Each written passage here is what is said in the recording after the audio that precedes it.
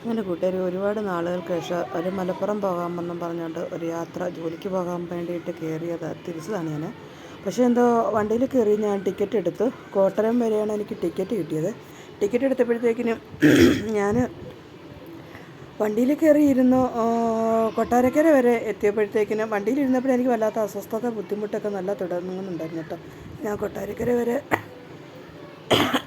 എത്തിയപ്പോഴത്തേക്കിനും എനിക്ക് ശരീരം കൊണ്ട് കുഴഞ്ഞു പോകുമെന്ന് തോന്നി. ഞാൻ വണ്ടിയിൽ കണ്ടക്ടറോട് ഞാൻ വേഗം പറഞ്ഞു, എനിക്ക് തീരെ സുഖമില്ല, ഞാനെന്തായാലും ഈ വണ്ടിയിൽ ഞാൻ വീണു പോകുമെന്ന് പറഞ്ഞു. അപ്പോൾ പെട്ടെന്ന് അവിടെ ഇരുന്ന ഒരാൾ എന്നെ പിടിച്ച്, ഒരു ലേഡീസായിരുന്നു, എന്നെ പിടിച്ച് അവിടെ നിന്ന് ഇറക്കി സീറ്റിൽ കൊണ്ടുവന്ന ബസ് സ്റ്റാൻഡിലെ ഒരു ഇതിൽ കൊണ്ടുവന്ന് ഇരുത്തി, ഒരു ചെയറിൽ കൊണ്ടുവന്ന് തന്നെ ഇരുത്തി. എന്നിട്ട് എൻ്റെ അടുത്ത് പറഞ്ഞു, ഇവിടെ ഇരിക്കുക, ഞങ്ങൾ വെയിറ്റ് ചെയ്യും, 10 മിനിറ്റ് വരെ വെയിറ്റ് ചെയ്യാം, നോക്കാം ശരീരാസ്വസ്ഥത മാറുന്നുണ്ടോ എന്ന് നോക്കാൻ പറഞ്ഞു.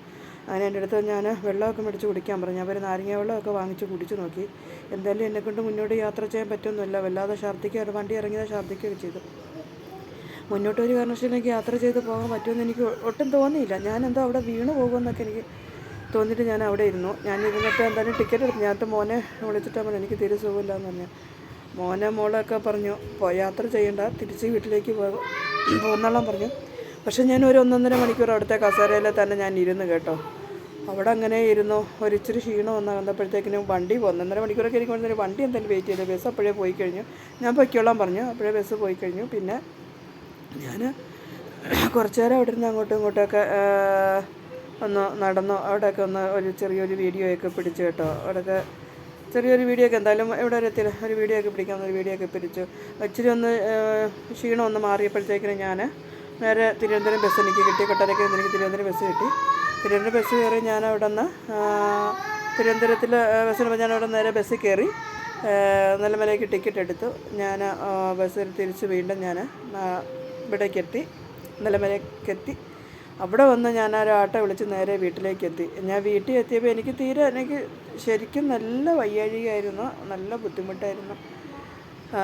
ഒറ്റയ്ക്കുള്ള യാത്ര ഇപ്പോൾ എനിക്കൊണ്ട് പറ്റുകയില്ല എന്ന് തന്നെ തോന്നി.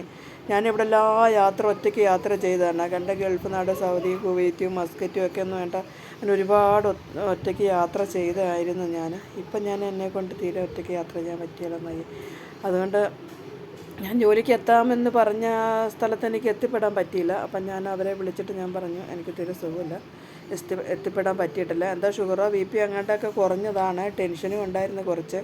ആ ടെൻഷനും കൊണ്ടായിരിക്കാമെന്ന് തോന്നുന്നു. എന്തോ നല്ലൊരു വയ്യാഴികയൊക്കെ എനിക്കുണ്ടായിരുന്നു. എന്തായാലും ഇപ്പോൾ അൽഹംദുലില്ലാഹ് ഭേദമായി, വീട്ടിൽ വന്ന് കയറി ഭേദമായി.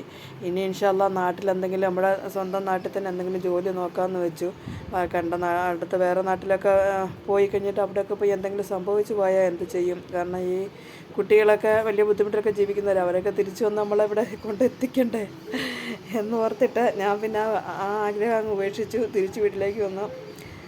അങ്ങനെ നിൽക്കുകയാണ്. കഴിയുന്ന എല്ലാവരും എന്നെ ഒന്ന് സപ്പോർട്ട് ചെയ്യണം. ഈ വീഡിയോ ഒന്ന് ഷെയർ ചെയ്യുക, ഒന്ന് കണ്ടാലും മതി. കാരണം ഒരു 5 മിനിറ്റുള്ള വീഡിയോസ് ഒന്ന് കണ്ടാലും മതി. എനിക്കൊന്ന് ഒരു മോട്ടിവേഷനായെങ്കിൽ ഈ കിടന്ന് കഷ്ടപ്പെടാനായിട്ട് പോകണ്ട. തീരെ ഒന്നാമത് സുഖമില്ല, ഈ ഷുഗർ, കൊളസ്ട്രോൾ, BP എന്നിട്ട് എല്ലാത്തരം അസുഖങ്ങളും ഉള്ളത് കൊണ്ടൊരു ബുദ്ധിമുട്ടിലാണ് ഞാൻ നന്നായിട്ട് പോകുന്നത്.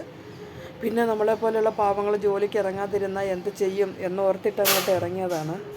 ജോലിക്ക് ഇറങ്ങാതെ വീട്ടിൽ ഇരുന്ന് നമ്മളെന്താ ചെയ്യുക അല്ലേ?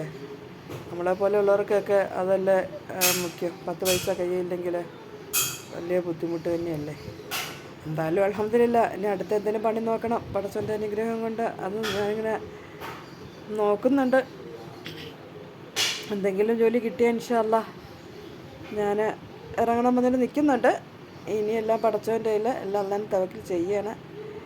എന്തായാലും കൂട്ടുകാരി, അങ്ങനെ എന്തായാലും ഞാൻ വയ്യാതെ ഞാൻ ഇരുന്ന് പോയെങ്കിലും ഞാൻ എന്തായാലും ഒരു വീഡിയോ പിടിച്ചു കേട്ടോ. എന്തായാലും ഒരു വീഡിയോ ഒക്കെ ചെയ്തേക്കാമെന്ന് വെച്ചാൽ എന്തായാലും ഇറങ്ങിയതല്ലേ. 10-600 രൂപ കയ്യിരുന്ന് എന്തായാലും പോയി കിട്ടപ്പോൾ എനിക്ക് സന്തോഷമായിട്ട് ഞാൻ എൻ്റെ വീട്ടിൽ വന്നിരിക്കുന്ന കുത്തിയിരിപ്പുണ്ട്. പിള്ളേർ വരെ പറയും. പിന്നെ കൊച്ചുങ്ങളുടെ മുഖവും, 5 കൊച്ചു മക്കളെയൊക്കെ ഒത്തിരി നാളം അവരുടെ കൂടെ എന്നിട്ട് ഇട്ടിട്ട് പോകുമ്പോൾ അത് വല്ലാത്തൊരു വേദനയായിരുന്നു. എന്തായാലും അൽഹംദുലില്ലാഹ് ഇപ്പം ഞാൻ വീട്ടിലെത്തി. എല്ലാവർക്കും എൻ്റെ